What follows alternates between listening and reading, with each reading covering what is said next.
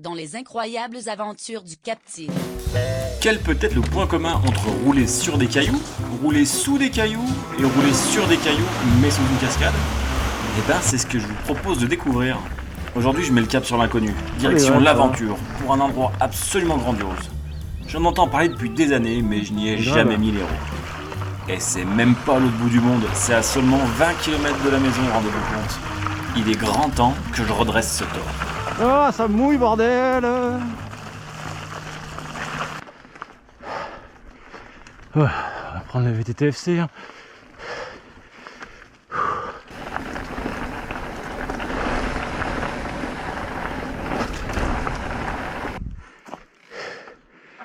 Il me semblait voir un cervidé, mais allez savoir où il est parti cet animal. Peut-être un bout de descente là? Ceux d'entre vous qui sont abonnés à la chaîne de Ludoflamme, un compère vététiste du Nord qui est venu rouler ici il y a quelques temps, vont peut-être avoir un petit coup de déjà vu, limite de déjà roulé. Mais c'est pas grave, parce que quand c'est beau une fois, c'est beau aussi la deuxième. Je peux vous garantir, et peut-être que vous allez l'entendre dans la vidéo, qu'il y a longtemps que j'avais pas fait une sortie avec autant de waouh au mètre carré. Parce que quand on emprunte les tunnels du train fantôme qui dominent les gorges de la Charabotte, autant vous dire qu'on lâche un bon paquet de waouh et de oulala. Oh yes! Ah oui, et aussi des yes. Et surtout la chute est très fortement déconseillée et j'ai pas envie de tomber. Il y a la Charabotte pas loin là, on entend qui... Oh putain, j'ai fait me péter la gueule.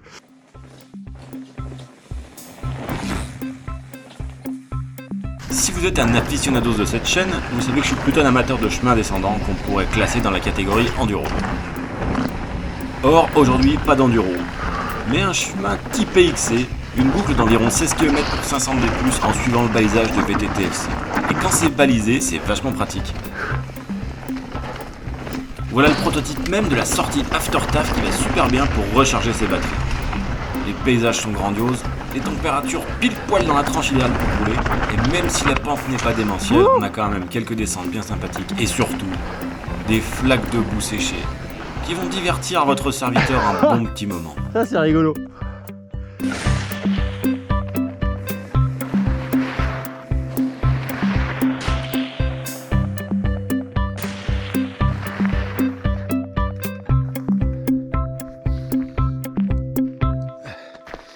Alors ça c'est très rigolo. Oh ben je crois que je boirais pas un canon à la fontaine. Hein. YouTube est une maîtresse exigeante. Elle demande beaucoup, mais elle offre peu en retour. Devoir concilier vie professionnelle et vie privée, plus le temps passé derrière le clavier pour monter ses vidéos, m'a laissé avec ma fontaine complètement à sec. Mais après un break salvateur qui m'a permis de réfléchir à la fois à mes attentes et à mes priorités, mais surtout loin du clavier, me voilà de retour. Très beau. Mais pas trop longtemps non plus parce qu'après je me taille vite fait en vacances. Oh, le gros lièvre.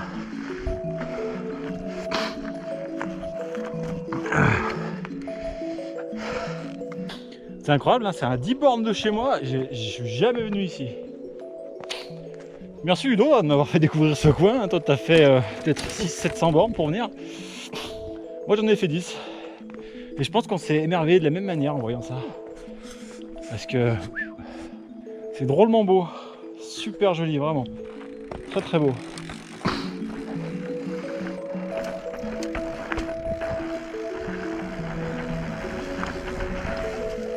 Une descente. En partant de la baraque, je me suis dit, on va voyager léger, je vais prendre ni stabilisateur, je mettrai la GoPro sur la visière. Pas la peine non plus de se faire chier à prendre un trépied, je poserai la cam par terre si je veux faire un plan fixe. Big mistake, motherfucker! Entre la stabilisation numérique qui est aux fraises dès qu'il commence à faire un peu sombre, mais aussi tous les grandioses panoramas qui vont arriver par la suite, je m'en mords encore les boules. C'est une image parce que physiquement c'est pas bien possible. À moins d'être vraiment souple, mais c'est un autre débat après.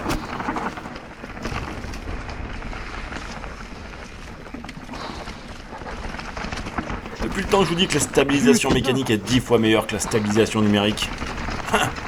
Je la laisse parce que c'est la seule descente intéressante, mais regardez ça. C'est aussi flou que la sextape de Paris Hilton.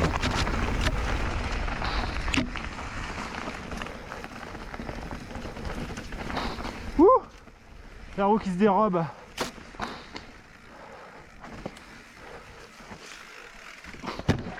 Ah. Ça par contre, à l'inverse de la sextape de Paris Hilton, ça passait pas.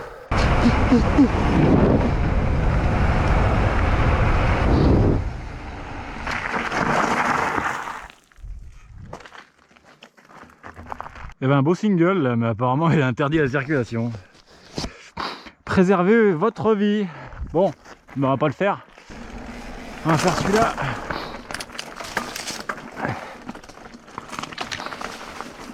Oh putain, ça a poussé là. Je l'ai pas dit, mais caillou mou. Ça y est, nous y sommes. Les premiers tunnels de la ligne du train fantôme. Rassurez-vous, il n'y aura pas de fantôme dans cette vidéo. Juste un rouquin blanc comme un cul qui fait du vélo dans le noir. Et paraîtrait-il que c'est de là que vient la légende de la Dame Blanche. Est-ce qu'il y a des chiroptères? Chiroptères, pour les cakes, c'est des chauves-souris. Sûrement qu'il y en a. Ils sont bien cachés dans les plis et les recoins. Pour la petite histoire, ces tunnels ont été percés entre 1900 et 1930. Et ils devaient relier Tenay au plateau d'Hauteville. La grande classe. La classe à faire une photo. Hélas, pauvre Yorick, aucun train ne roulera jamais dans ces tunnels, parce que 2 guerres mondiales sont passées par là. En plus des différents problèmes d'approvisionnement et de l'instabilité des parois rocheuses, parce que ouais, je vous rappelle, c'est du calcaire, et le calcaire c'est friable, ce qui causera de nombreux éboulements. On saluera quand même la mémoire des constructeurs de l'époque qui ont percé pas loin de 3 km de tunnel dans une roche toute pourrave.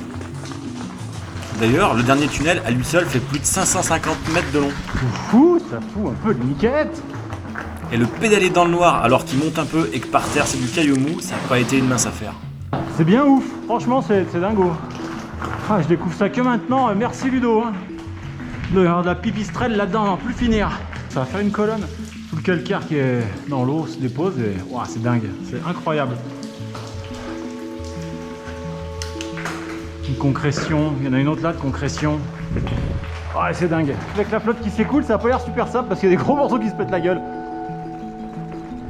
Néanmoins, entre le plafond instable et les risques de chute de pierre, plus la proximité de la falaise, ces chemins sont assez dangereux. D'ailleurs, en 2019, un homme a fait une chute mortelle de 30 mètres. Et de ce triste accident découlera un arrêté préfectoral qui interdira au public d'aller se promener dans ces tunnels. Mais ça, je le savais pas parce que par où je suis rentré, il n'y avait pas de barrière. Si néanmoins, vous décidez d'aller voir ça de visu, et qu'il vous arrive un fâcheux accident, ça ne sera pas de ma faute, mais plutôt celle de Ludo Flamme, parce que c'est lui qui a sorti sa vidéo en premier. Désolé Ludo, c'est comme ça. À peine sommes-nous sortis du tunnel, les yeux encore pétillants de malice, qu'on tombe face à une autre merveille. Non point creusé par l'ingéniosité humaine, mais façonné au fil des millénaires, et aussi au fil de l'eau par la facétieuse Dame Nature. La majestueuse chute de la Charabotte avec ses 120 mètres d'eau. Et face à un spectacle aussi grandiose, je vais sortir le drone.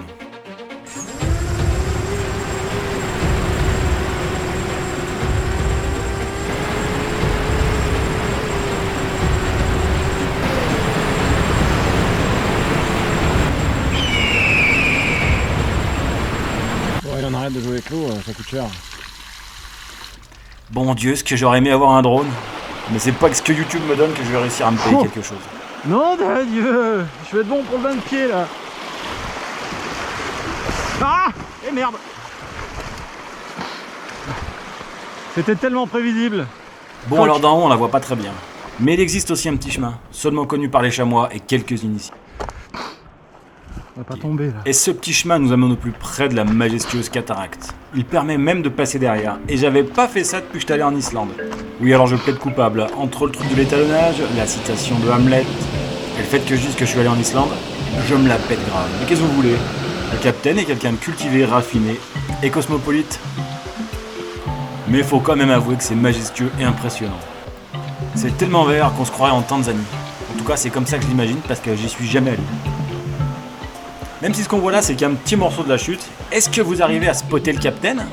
Il est juste là. Petite rivière rigolo, la Charabotte est un endroit très connu des gens qui ont envie d'en finir avec la vie. Mais j'ai été chanceux de pas trouver de cadavres aujourd'hui. Non pas que je trouve des cadavres en général. De toute façon, avec une chute pareille, on trouve pas de cadavres, mais plutôt des morceaux de cadavres. Bref, assez d'élucubration morbide, il est temps d'en finir avec cette vidéo. Et je vais me rentrer bien sagement là où j'avais garé la Pigeot, c'est-à-dire à côté du plan d'eau de l'Ésine. Et le temps d'un dernier plan, je vous laisserai apprécier la paisibilité des lieux.